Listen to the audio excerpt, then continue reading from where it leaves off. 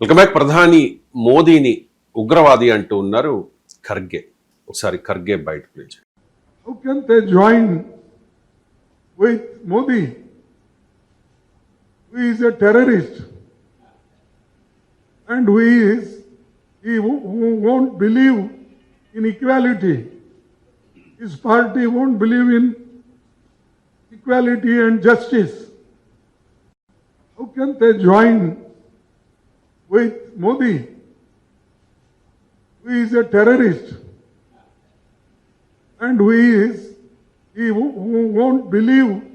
Modi he's a terrorist అంటూ ఉన్నారు. ఆ తర్వాత లేదు అని చెప్పి ఏదో వివరణ ఇచ్చుకునే ప్రయత్నం చేశారు సార్. కానీ భారతీయ జనతా పార్టీ మాత్రం తీవ్ర అభ్యంతరం వ్యక్తం చేస్తోంది. ఖర్గే క్షమాపణ చెప్పాలని డిమాండ్ చేస్తున్న పరిస్థితి.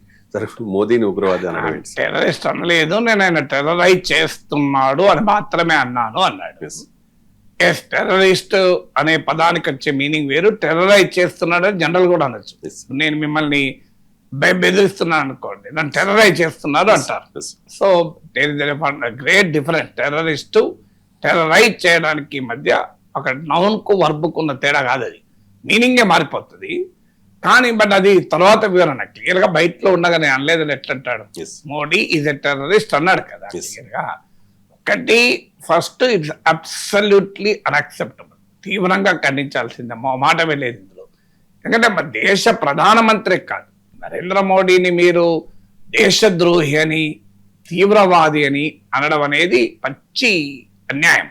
ఎందుకంటే ఏమన్నాను, మోడీని మీరు ఇంకా మతవాది అను ఏమన్నానండి, కానీ దేశద్రోహి, దేశ ప్రయోజనాలు తీసుకెళ్లి ఇంకోటి తాకట్టు పెడతాడు, కుట్రదారుడు, ఇలాంటి మాటలు మాట్లాడేదైతే ఎట్టి పరిస్థితుల్లో కరెక్ట్ కాదు. సో మనము మన్మోహన్ సింగ్ ను పాకిస్తాన్తో కలిసి, మన్మోహన్ సింగ్, హమీద్ అన్సారీ వైస్ ప్రెసిడెంట్, మోడీ నన్ను హత్య చేయడానికి కుట్ర పడినారని చెప్పి నరేంద్ర మోడీ గుజరాత్ ఎన్నికల్లో మాట్లాడితే అప్పుడు కూడా నేను తీవ్రంగా ఖండించాను. తర్వాత బీజేపీయే పార్లమెంట్లో వివరణ ఇచ్చుకున్నది, మా ఉద్దేశం అట్లా కాదు మన్మోహన్ సింగ్ అని. అలా రాజకీయాల్లో ఈ రకమైన వ్యాఖ్యలు ఎవరు అన్నా తప్పే. సో ఆ రోజు మోడీ, మన్మోహన్ సింగ్ నువ్వు ఏమైనా విమర్శించండి, కానీ ఆయన మోడీని చంపడానికి కుట్ర పడుతాడు ఎవరు నమ్ముతారా? సో ఇది కూడా అంతే. మోడీని మీరు నీ అంతా అనండి, ఇంకా ఏదనండి, మీరు ఏ భాష అన్నా వాడండి, కానీ ఆయన దేశద్రోహి, తీవ్రవాది అంటే ఏంటది అర్థం లేని మాటలు కదా. అందువల్ల ఫస్ట్ అది. రెండవది ఏంటంటే మల్లికార్జున ఖర్గే స్థాయి, ఆయన వయస్సు రీత్యా కూడా సరైనది కాదు. ఎందుకంటే అలాంటి నాయకుడు కూడా కాదు. ఒక రకంగా వెరీ లో ఎక్స్పెక్టేషన్స్ లో కాంగ్రెస్ ప్రెసిడెంట్ అయ్యాడు, కానీ ఆయన ఎక్స్పెక్టేషన్స్ కు భిన్నంగా ఆ పదవికే వన్న తెచ్చాడు. కాంగ్రెస్ పార్టీ అఖిల భారత అధ్యక్ష పదవికి ఒక రకంగా గౌరవాన్ని తెచ్చాడు. సో ఈ proven to be a different leader. So ఒక హై రెస్పెక్టబిలిటీని పొందాడు. సో ఒక నో నాన్ సెన్స్ పర్సన్ గా, ఇది ఒక రకమైన పెద్ద మనిషిగా గౌరవం పొందాడు. ఆ స్థాయిలో గౌరవం పొందిన వ్యక్తి ఈ వయసులో, ఈ స్థాయిలో అలా మాట్లాడితే ఎవరు కూడా రుచించరు, మీకు యాక్సెప్ట్ కూడా చేయరు. సో అందువల్ల సెకండ్ ఫ్యాక్టర్ అది. థర్డ్ ఫ్యాక్టర్ ఏంటి అంటే, మీకు పొలిటికల్ స్ట్రాటజీ రీత్యా కూడా కాంగ్రెస్ పార్టీకి ఇంకెవరు దెబ్బతీయాల్సిన అవసరమే లేదు. అందుకే అంటారు కాంగ్రెస్ గురించి, కాంగ్రెస్ కు ప్రత్యర్థి కాంగ్రెసే అని. కాంగ్రెస్ తన చెట్టు మీదే కూర్చొని తన చెట్టే నరుక్కుంటుంది, అది కాంగ్రెస్ పార్టీ స్వభావం. సో ఏమాత్రం కాస్త పెరుగుతున్నది అనుకున్నప్పుడు ఏం చేస్తారు, ఎవరో వచ్చి కాంగ్రెస్ లోనే దాన్ని దెబ్బకొట్టిస్తారు. సో సెల్ఫ్ డిస్రప్టివ్ డిసింటిగ్రేషన్ అని మేము చిన్నప్పుడు న్యూక్లియర్ ఫిజిక్స్ లో ఇంటర్మీడియట్ చదువుకున్నాం. రేడియో యాక్టివ్ మెటీరియల్స్, ఇప్పుడు యురేనియం, థోరియం, వీటికి ఏముంటుందంటే క్యారెక్టర్ సెల్ఫ్ డిస్రప్టివ్ డిసింటిగ్రేషన్ అనేది వీటి క్యారెక్టర్. సో అందువల్ల తనకు తానుగానే దెబ్బ తీసుకునేటువంటి స్వభావం కలిగిన ఒక సెల్ఫ్ డిస్రప్టివ్ పార్టీ కాంగ్రెస్. దానికి వేరే వాడు అవసరం లేదు, సెల్ఫ్ గోల్లే కొట్టుకుంటా అంటది. ఇప్పుడు ఇంతవరకు చరిత్రలో మీరు ఎప్పుడన్నా చూడండి, మోడీని వ్యక్తిగతంగా టార్గెట్ చేసినప్పుడల్లా మోడీ బలం పెరిగింది తప్ప తగ్గలేదు. ఎప్పుడు కూడా గుర్తుపెట్టుకోవాలి, రాజకీయాల్లో ఒక పర్సన్ పైన సమాజంలో చాలా గౌరవం ఉన్నప్పుడు ఆయనను వ్యతిరేకించే వాళ్ళు ఉండొచ్చు, అపోజ్ చేసే వాళ్ళు ఉండొచ్చు, కానీ రాజకీయాలకు అతీతంగా బీజేపీ సిద్ధాంతాలతో సంబంధం లేకుండా మోడీని గౌరవించే భారత ప్రజలు ఉన్నారు. ఇది ప్రూవెన్ టవరింగ్ లీడర్, కోట్లాది మంది భారతీయుల అభిమానాన్ని పొందిన నాయకుడు, ఆయన విధానాలపైన భిన్నాభిప్రాయం ఉండొచ్చు, ఆయన వైఫల్యాలను ఎత్తి చూపచ్చు, కానీ ఈ రెస్పెక్ట్ అనేది అయితే మనం కాదనలేం కదా. సో ఇది హైలీ రెస్పెక్టబుల్ లీడర్. సో దాంతో పాటు హైలీ సక్సెస్ఫుల్ లీడర్. ఎందుకంటే మీరు కోట్లాది మంది ప్రజల అభిమానం లేకపోతే మూడోసారి ఎన్నికల్లో గెలుస్తారా? మామూలు విషయమా? ఇప్పటికి కూడా మళ్ళీ 24/9 కూడా మళ్ళీ మోడీ గెలుస్తారనే భావనే ఉంది తప్ప మోడీ గ్యారంటీగా ఓడిపోతున్న భావన ఎవరికైనా ఉందా? సో అంతటి కరిష్మాటిక్ జనాకర్షణ కలిగిన నాయకుడు, జీవితంలో అంతటి విజయాలు సాధించిన నాయకుడిని నువ్వు పట్టుకొని ఏది పడుతుంది మాట్లాడితే ఏమవుతుంది? ప్రజల వ్యతిరేకత వస్తుంది.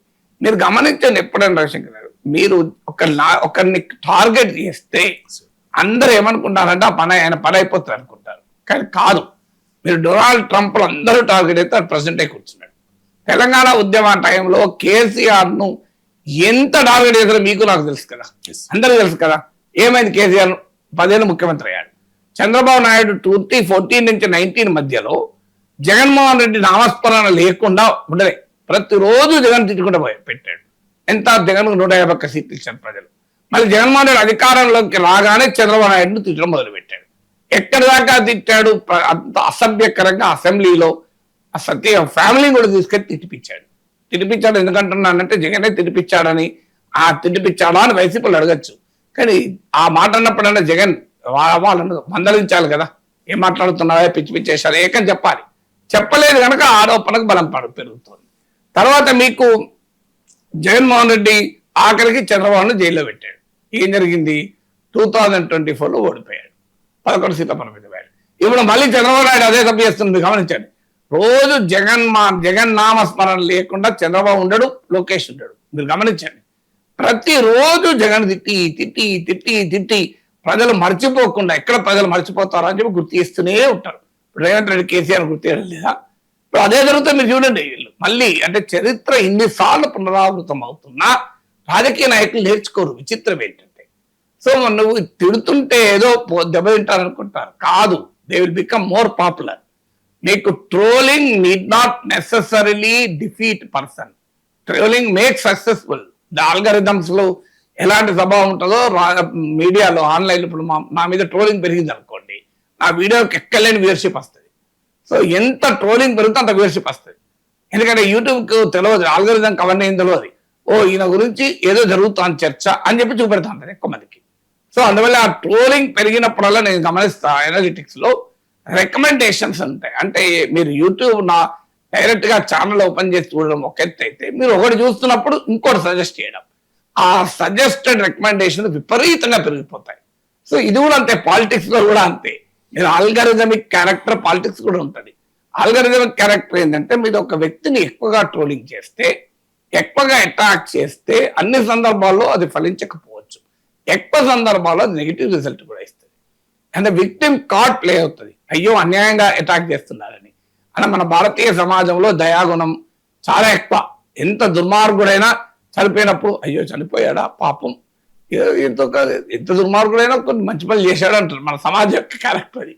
అలాంటిది మీరు నరేంద్ర మోడీ పైన ఇంత దారుణంగా మాట్లాడితే కాంగ్రెస్ పార్టీ సెల్ఫ్ గోల్ కదా. ఇన్నిసార్లు జరిగింది ఇప్పటికీ. 2014లో ఇట్లా ఓడిపోయారు, 2019లో ఓడిపోయారు, 2024లో ఓడిపోయారు. ఇంకా నేర్చుకోకపోతే ఎట్లా? నువ్వు పాలసీస్ మీద ప్రశ్నించు, అభ్యంతరం లేదు. అప్పుడైనా విదేశాంగ విధానం క్లీన్ బోల్డ్ లో నేనే మాట్లాడాను. ఫారిన్ 1,00,000 బయలు చూశారు. నిన్నక మొన్న దెబ్బతిన్న మోడీ బ్రాండ్ అని మాట్లాడారు. 70,000-80,000 చూశారు, ఇప్పటికి 85,000 చూశారు. సో అందువల్ల మీరు you can criticize somebody, but when you criticize there should be some decency, some decorum, some హుందాతనం. మీకు అర్థం కావాలి. నిన్న మోడీని తిడుతుంటే అదేదో మోడీకి అవమానం అనుకుంటారు, కాదు. It reflects you. ఇప్పుడు నేను గనక అసభ్యకరంగా మాట్లాడితే జరిగే నష్టం నాకే. ఎందుకంటే నా హుందాతనాన్ని నా పర్సనాలిటీని తెలియజేస్తుంది.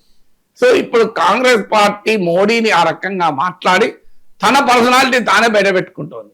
ఎందుకంటే ఎప్పుడు కూడా అయితే ఒక సందర్భంలో తొందరపడచ్చు, వయసు రీత్యా పెద్దవారు, ఏదో ఆ తొందరలో టెర్రరిస్ట్ అనొచ్చు. అందువల్ల నేను టెర్రరిస్ట్ అనడం పొరపాటు. ఖచ్చితంగా నా ఉద్దేశం టెర్రరైజ్ చేస్తున్నాడు అని చెప్పడమే. నేను తొందరలో ఆ మాట అన్నాను, దాన్ని ఉపసంహరించుకుంటున్నాను. కానీ మోడీ టెర్రరైజ్ చేస్తున్నాడన్న నా అభిప్రాయాన్ని కట్టుబడి ఉన్నాను, వివరణ ఇవ్వచ్చు. కానీ కేవలం వక్రీకరణ, నేను తల్లి అంటే కనబడుతుంది కదా, he can always withdraw the award. ఏముంది, ప్రతి మనిషి ఎప్పుడు కూడా 24 గంటలు ఎంత ఆ తల్లి సరస్వతి దేవి కృపా కటాక్ష వీక్షణాలు నీ మీద ఉన్నా నువ్వు ఎప్పుడో ఒకసారి పొరపాటు మాట మాట్లాడచ్చా, ఏముంది అందులో. సో దానికి పరిష్కారం ఏంటంటే నేను ఈ పొరపాటుగా అన్నాను, ఐఎమ్ విత్డ్రాయింగ్ అంటే అయిపోతుంది కదా.